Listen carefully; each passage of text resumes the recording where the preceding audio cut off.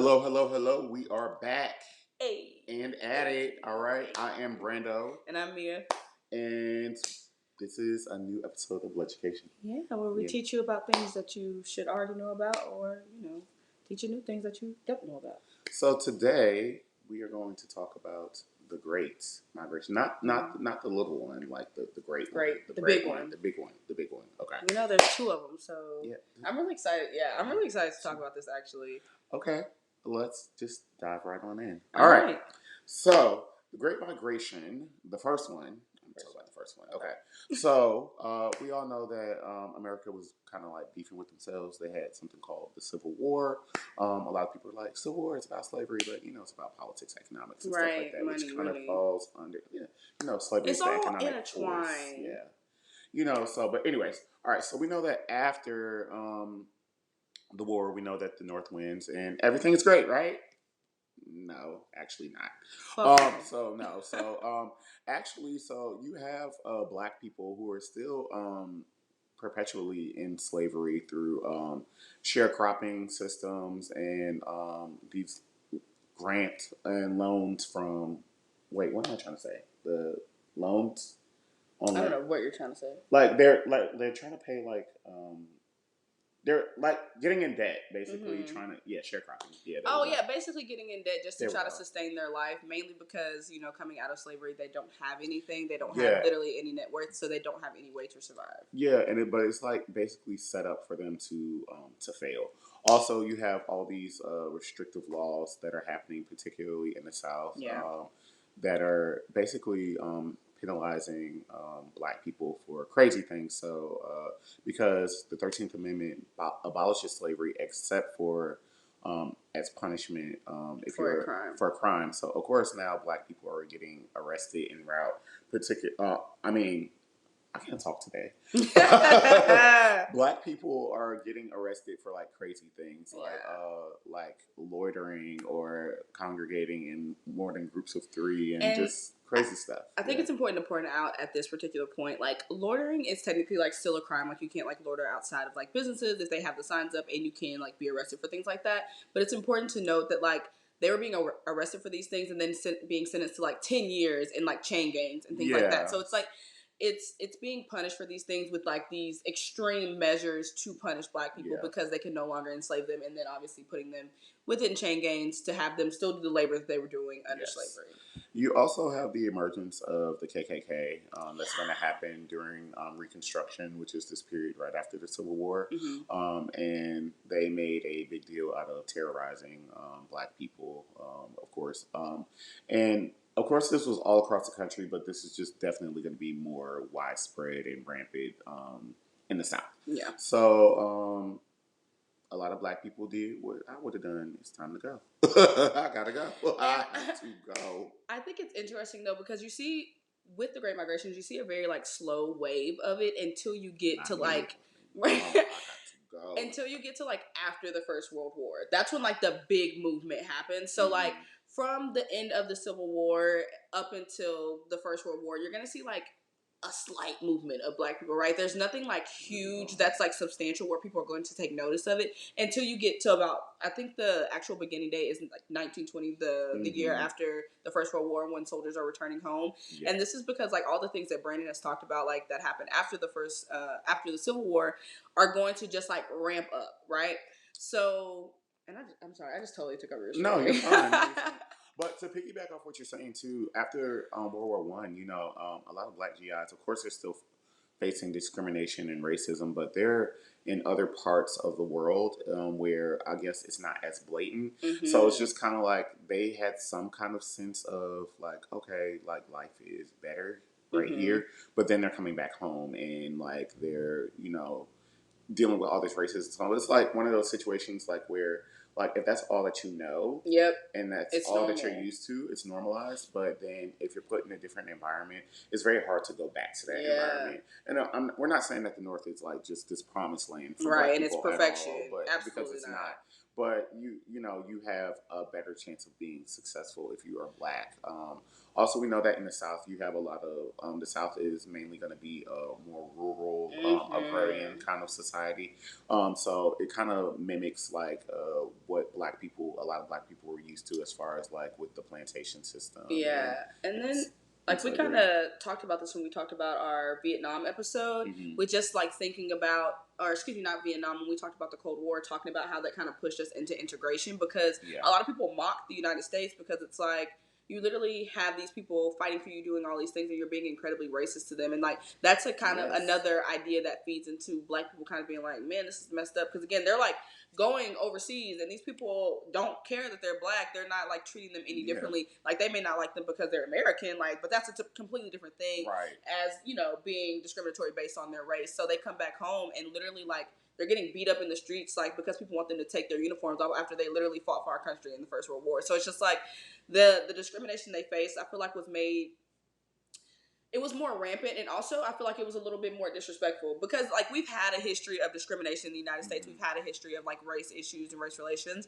but when you have literally put your life on the line to sacrifice for a country, and then you come home and you have people that are telling you to take your uniform off when they weren't over there fighting, and trying to beat you up, and nobody's doing anything about it. I think that was like the straw that broke the camel's back for black people. They were like, actually, fuck y'all. We about to get the fuck up out of here. Like, I really feel like that's what it was. Yeah, also, I want to tie in that Birth of a Nation. I know that we always go back to Birth of a Nation, but Birth of a Nation is going to come out in, what was it, 1914? Somewhere, okay. Yeah, I'm about to say, it's like 1914 or 1915, I think. Yeah, somewhere around that time. So that is going to coincide with the reemergence of the KKK. And then you have the Great Migration that is occurring like simultaneously, or almost like right after you start getting this reemergence. So I'm gonna say that movie like maybe like help these black folks, like, we got to go. And again, the significance of A Birth of a Nation, and for what we talk about it all the time, but it was literally shown on the White House lawn, like one of the, like, it is noted as being, said great right, movie, like, it's great beautiful, movie, like, racism, more. Side note, fuck him. But like, I feel like that was another thing where it's just like, you literally have an entire nation that is basically saying that this is okay because our president is showing it on the White House line. It's like, damn, so y'all really don't fuck with us. Like, I feel like it was almost one of those, like, keep it within the family type of situations. And then it became like this big public thing where everybody knew, and it was like, I can't let y'all disrespect me like this. Look, listen, these people are good, because like me, I would have been, so I'm free. I don't have to do this no more. Goodbye.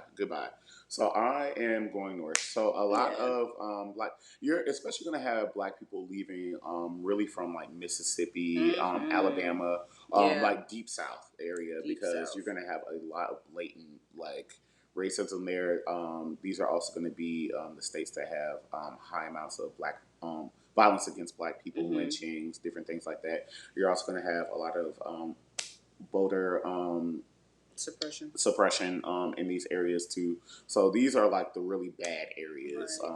And not to even mention like black codes and Jim Crow, like that. Those like, I remember, a whole completely like world. I remember teaching my kids about them, and I was like telling them like Jim Crow is more so to like suppress rights, whereas like black codes are more so about like being in proximity to white people and things like that. What you need to be doing, and they were just so blown because they were just like, who cares? Like, it's just like. Complete culture shock, because like, I mean, I don't know if we're gonna do an episode on Emmett Till, but like, that's what got Emmett Till killed. Like, he was in Chicago, which is one of the main cities that you're gonna have this migration up from, up to rather, and that's what got him. That's because he didn't know. He didn't know. And my issue with like black codes has always been, obviously they're incredibly racist as well as Jim Crow, but black codes, like, some of them were so foolish that like, I don't feel like I would have even thought like, oh my God, I'm breaking the law, because they were that foolish. Yeah, like, you can't look at a white person in the eye. Right. Like if you're on the sidewalk, you need to be move into the street. Yeah, you have to go to the other side of the sidewalk if you're a man. Let me tell you let me tell you how, when I am in the grocery store now, like, if you don't say excuse me, we just want to crash. My grocery cart is just going to crash into yours, because like, as soon as I found out about that, like, just internally in my head, like, But anyways, okay. I know, we're getting sidetracked a lot this episode. Yes. So black people are going to migrate. You're going to see an influx of black people moving to Philadelphia, Washington, D.C., Chicago, New York, Detroit. And even now, today, those cities have very huge black communities that were formed because of that. I personally, being in Chicago, like. But my family is based out of Alabama. So yeah, so hey, you a direct result of that. Yeah, so that's crazy. also when we talk about money, okay, money is going to obviously be a big factor. Black people are not getting a lot of bang for their buck down south, and again, they are put in these perpetual situations like where they have to stay in debt essentially, and there's no opportunity to build any kind of generational wealth. So they're going up north. The north is going to be more industrialized, and black people are actually going to make about 3 times more than what they would make if they were working in the south. Obviously, when we talk about equity, when we're talking about race and wage, obviously black people are still going to be making significantly less than white people, but it's a little bit better for them in the north, so you're gonna have people coming up there, but we still got some racism up north. Because we're in America. Yes. So I know one particular thing that has stood out to me was there was a race riot in Chicago in 1919. So you still have segregation that is occurring across the board, and this race riot is going to occur because Lake Michigan there is segregated. Some of the beaches were segregated. There was a black teenager, I want to say, who went and decided, well, I'm not swimming in the white beach, okay? And so, the white people were white peopling and upset about this, and so they are throwing rocks and, just basically attacking this boy while he's trying to swim, and it causes him inadvertently to drown. And then the police are like, okay. As they always do. They fucking suck. Okay.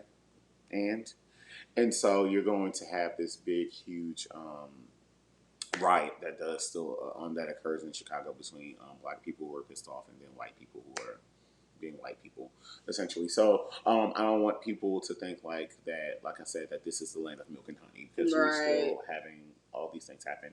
Also, you're gonna get a second wave of migration north after the Great Depression. Too, there's also some natural disasters that are occurring in the South. Like you have a really big flood of the Mississippi River that occurs in 1927. That is also going to disperse black people up north too. Two things I want to pinpoint.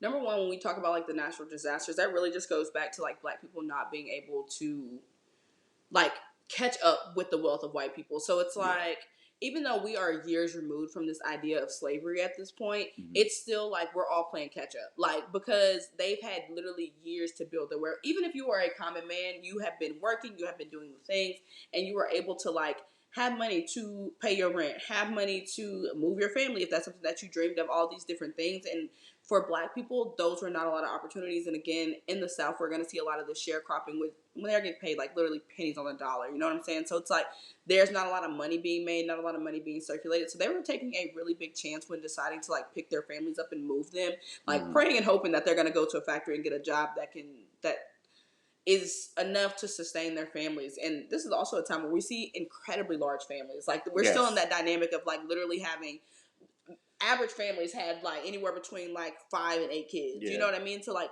they're supporting huge families as well as themselves.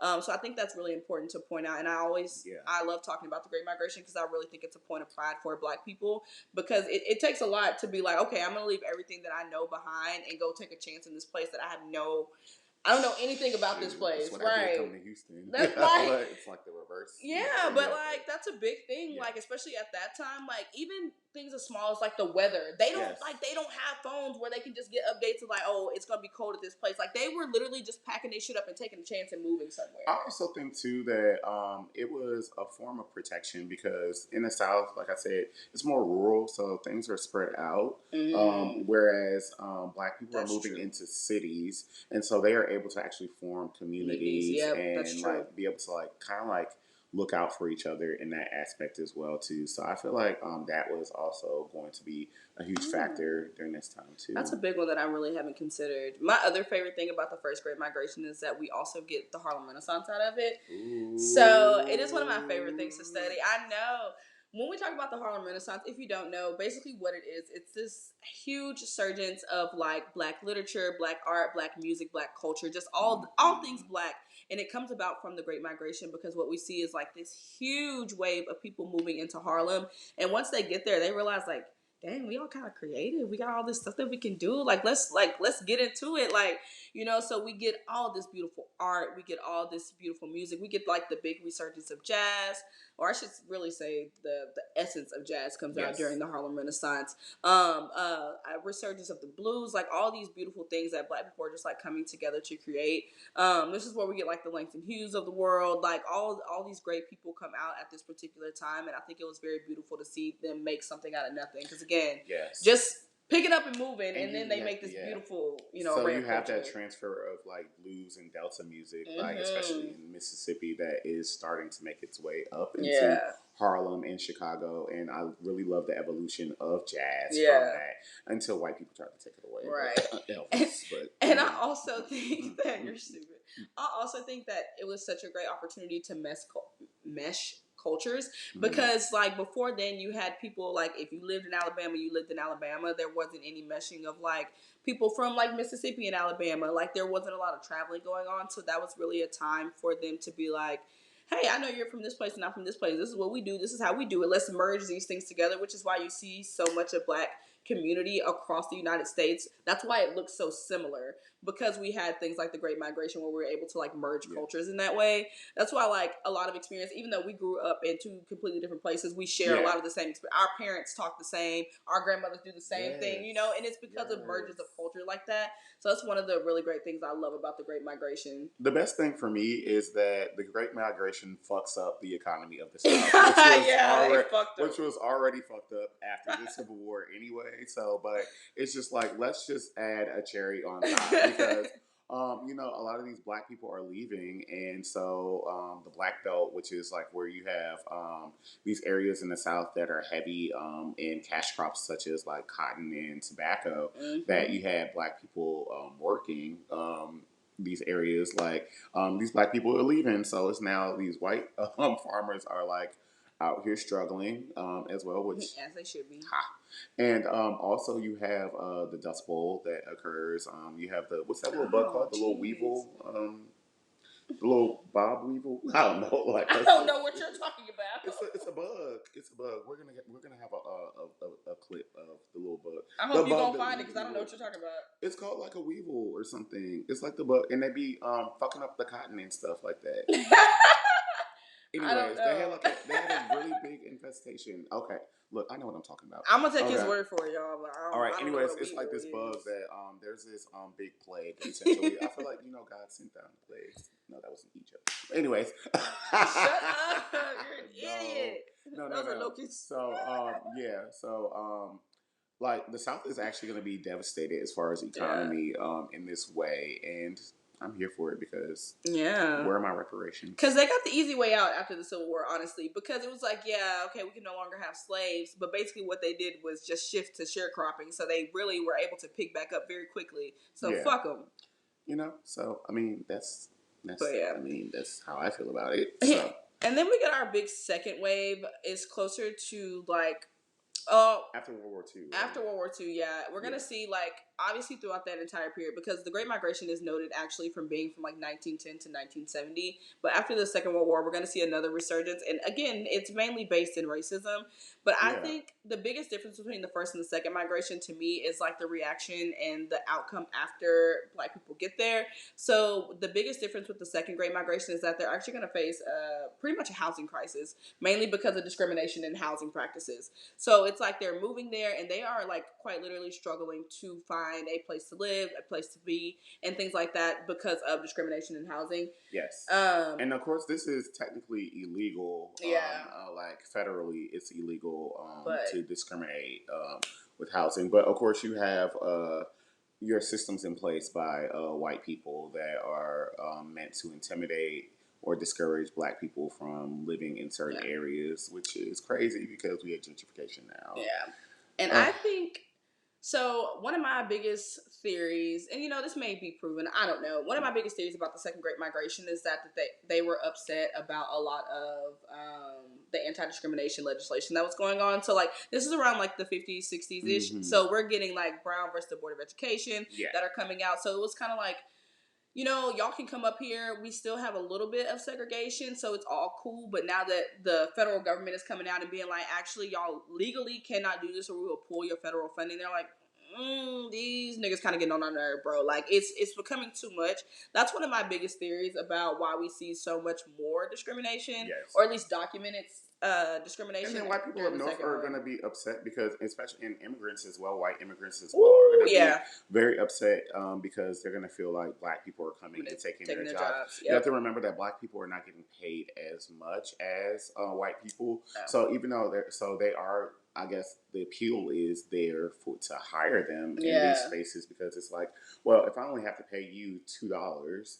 Versus a white person where I would have to pay them like $4, then economically for me, then I'm going to go with the Black person. So, but these white people obviously are being displaced because of that, and they're getting pissed off. And you're also going to have more clashes of violence occurring in these cities. The thing that I like though is that Black people fight back. Period. Like so, Yeah, that was the age of like. I feel like the younger generation at that point was just kind of like, man, fuck y'all. Like, we actually, like, we're not putting up with y'all shit no more. Like, this is actually some bullshit. But that's also where we see the rise of the civil rights movement, too. Like, that era is where we're going to see people start.